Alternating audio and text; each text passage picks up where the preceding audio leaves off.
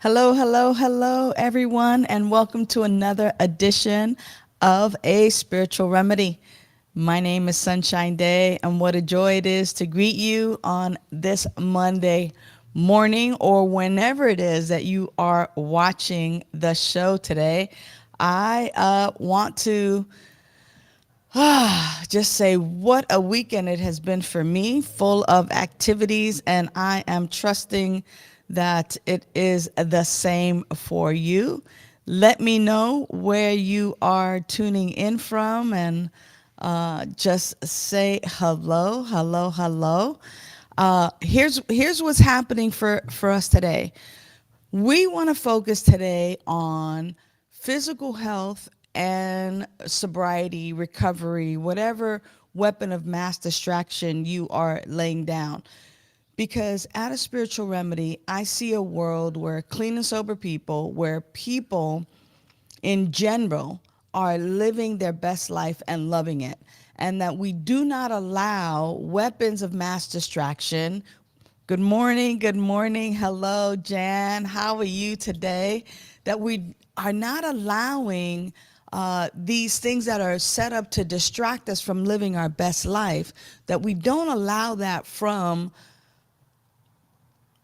us doing what we can to live our full and our best life. And so every Monday we are here to to encourage, to support one another in living our best life, but also to provide some personal and spiritual tools for your personal development, for your personal transformation, for your enrichment, and that we are together in this learning community. So, what do you think? What do you think, especially if you are someone who is living a clean life, a sober life, a life where you are in balance with your food intake, with your sugar intake, that you are in balance, or maybe you're not in balance. I don't know. Maybe that's one of the things that you want to do. You know, are you free from the drama, from the stress, from the anxiety? What are the distractions that you are free from, or that you are in recovery from? And then how do you compare that to your physical life? As you're putting that down in the chat, what I wanted to bring up today is that, you know, sobriety and physical freedom, they're intimately connected, like this, like so intimately connected. Sometimes you can't see what's behind it. It's so intimately connected. And when somebody embraces their recovery, their sobriety, when they are abstinent from those things that have been distracting them for quite a while, we regain control over our lives in a lot of ways. Like, all of a sudden, we're not giving into those weapons of mass distraction. We're not giving into those ways of being that actually took us away from living our best life. And when we are in recovery, and when we are practicing our sobriety, our clean time, when we're practicing our abstinence, and we break those chains of addiction, it actually opens the door, and it opens a world of opportunities, especially like the pursuit of physical wellness and physical happiness. It opens up those doors for us to live a life even beyond our wildest dreams. And so I know for me, in my early sobriety, one of the things that it was like, wow, well, now that I'm not drinking and hanging out at the bars, what am I supposed to do? Like, you know, those questions come up a lot. Like, what do we do? How do we spend our time? And how do I now regain some of the strength that I have had, or the wherewithal, or my vision, or my mental health, my physical health, right? How do I regain all of that now that I've laid down the booze, the drugs, the food, you know, whatever it is for you? How does that happen, and how do you begin to really take a look at that? If you have some experience with that, go ahead and write it in the chat. I want to hear about your experiences as we take a deeper dive. You know, abstinence or sobriety, it allows us to prioritize our well-being, because now that we have experience in putting aside something that no longer served us, the physical thing that no longer served us, now we're able to make positive choices, and we're actually able to make different choices for ourselves that benefit our physical health, right? It benefits our physical health. So when people stop drinking, let's say, right, or using drugs, and they get some traction there, and they're living a cleaner, sober life, now with a clear mind, people are able to make better decisions and start making decisions around, how do I want to continue this? How do I want to go forward in this physical sobriety, but actually in engaging in some things that are of a physical health.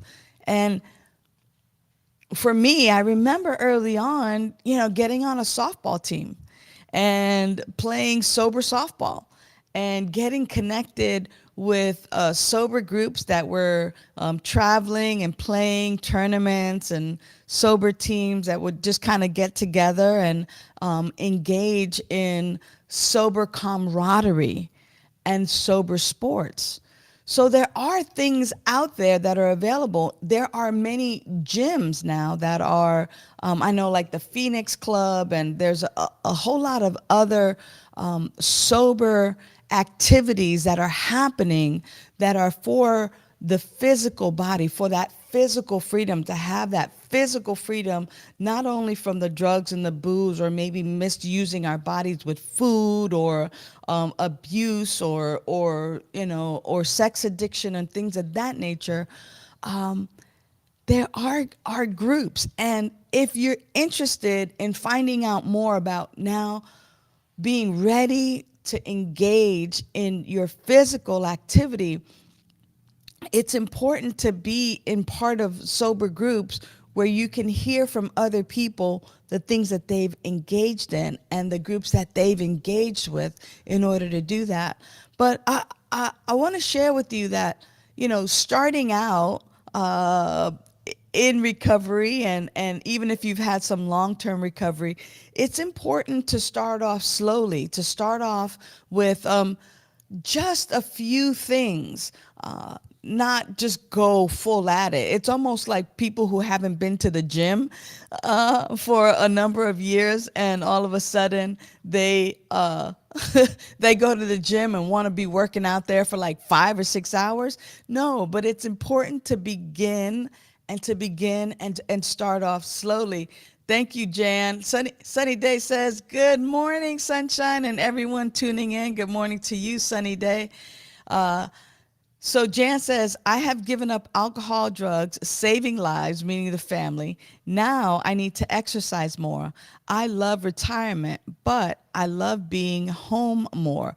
Well, yeah, good deal. I think today's topic is going to be like absolutely the best for you, especially for people in retirement who've been sober for a while. Hey, what's up, Jason? And so here's the thing, is to start off slowly. Many people who've been in long-term sobriety already have a practice. They already have like a meditation practice, a prayer practice, an amends practice, a practice of doing like a daily inventory. So one of the things that I always suggest is that you add a movement practice for your physical health, a movement practice to something that you are already doing. So for instance, if you have a meditation practice that you're already doing, why don't you, or my suggestion is go ahead and add a yoga practice to that meditation practice. In other words, do 5 minutes of just some sacred movement, and call it sacred movement, to where you are just engaging in some stretching poses that are meditative.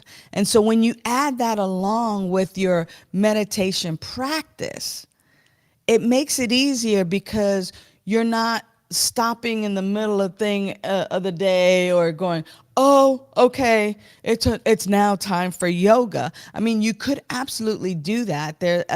I live in Long Beach, and we have free yoga on the bluff outdoors, and people of all ages and races and all kinds of skill level with yoga, from first timers to people who've been doing yoga for years, go out there and they just bring their mat and they do what they can.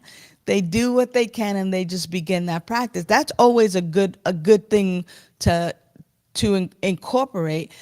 And since, like you, Jan, who says, hey, I like being at home, I like my retirement. Well, how can I add just again that 5 minutes of stretching, and call it sacred movement? How can I begin to move with my yoga, move and add like a yoga practice to my meditation practice, and just begin to see how you begin to feel? The other thing is what Jason is suggesting here, which is a walk on the beach or a walk in the neighborhood. Getting up and walking around. I happen to live in a big enough loft apartment to where when I get on my bike, my spin bike, when I'm done spinning for a little while, I get an opportunity to just like start pacing and walking around around my loft, and I just walk there. So maybe if you have a big enough space, you can wear a path in your carpet. And you can wear a path in your carpet and begin to just have that walk. But getting out and having an opportunity to walk, to walk, to do a little bit of yoga, some sacred stretching, just some slow movement. I know someone who calls their yoga slow poke yoga, and it's for slow pokes, and it's not demeaning at all. It's just really embracing that it's slow yoga poses. And if you're interested in checking out some yoga poses, hit me up later on, and I'm happy to share some with you. Um, the last thing, which is one of the first things that I did, was to engage in some team sports or joining like a recreational group activity, groups that walk. Those for me are great. Lately, many of you know that I just turned 60 in April, and my new addiction, if I want to call it that, is pickleball. And so it's not necessarily a team, but there's a group of us that go out, and we, some are sober and some are just like very, very fit people who are also in to their physical health, is playing a sport, going out to something like that. Now, pickleball for beginners, again, you want to be able to stretch, you want to be able to do certain things and have some agility before you get out on the court to do that kind of stuff. But definitely want to take a lot of it in, and then just go at a slow pace. You don't want to hit it hard. You definitely want to say, well, now that I'm sober, now that I'm clean, now that I'm abstinent, now that I'm no longer engaging in my sex addiction or my gambling or my overeating or undereating, now that I am at a different place in my life, that I'm sober, that I'm clean, how do I want to now enjoy the physical freedom. And in the month of July, we've been looking at independence. We've been looking at freedom. We've been looking at how to get free from, right? And how to enjoy the freedom of our physical body. And that's so key and important, because when I physically feel good, then I tend to continue to do things that are life affirming. And that's what spirituality is. It's these are life affirming practices. I love that you love slow poke yoga. Slow poke yoga. I love that you like that. So here's the other thing that I want to mention, and that is a meditation practice. And so, of course, in a meditation practice, if you already have a meditation practice, that's absolutely awesome. Part of your physical health also includes a meditation practice. Being able to sit for 10, 15, 20 minutes and allowing your body to relax and putting your body in a state of relaxation, and allowing life to live in, through, and as you is also part of your physical health. A lot of people think that it's also part of the mental health, and it definitely crosses over into mental health. But I want to talk to you for just another moment or so about meditation and a meditation practice that you can begin to engage in so that you are physically experiencing some freedom. Now, meditation is really about relaxing the body and relaxing yourself to the point where you are simply being present. Being present. And in that allowance of being fully present, you allow your mind, body, spirit to connect, to be in alignment with life. And that life essence, that life force that is who you are, begins to simply calibrate and recalibrate. So think of it as a recalibration, that during the day, you're doing things and bouncing around and enjoying your life to such the extent, and that your meditation practice is a recalibration. It is that moment for yourself once, twice a day, which is recommended twice a day, that you are recalibrating yourself, mind, body, spirit, and that you relax the body to the extent that you are allowing life to flow freely, where nothing is encumbered, nothing is thwarted, nothing is hindered, but the fullness of your life is indeed flowing in, through, and as you. So I want to end with that, because that spiritual practice is actually a practice for your physical freedom and your physical liberation, as well as your spiritual and mental liberation. I also want to remind you to go ahead and send me your Thanksgivings, your appreciations, and your gratitude list. On a weekly basis, I am sending out several times a week my personal gratitude list to you, and appreciate it when you send me your gratitude list. What I always say is, what we appreciate appreciates. And so, beloveds, I appreciate you, and I trust that today has been a blessing onto your life. If you are ready to transform your life, please also give us a call on that number, 562-928-6460. We are here to help you with your personal transformation, with your spiritual transformation, so that you are living your best life as we create a spiritual learning community together. Until next week, know that you are loved. I want to thank Vida Spiritual Learning Center for producing our show today.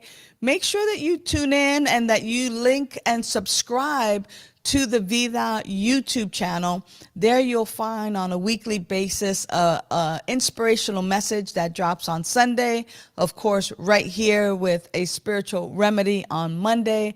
And on Wednesdays now, we're dropping a live meditation. This is all for you so that we can together be our best self. All right, that's it for me. I'm out.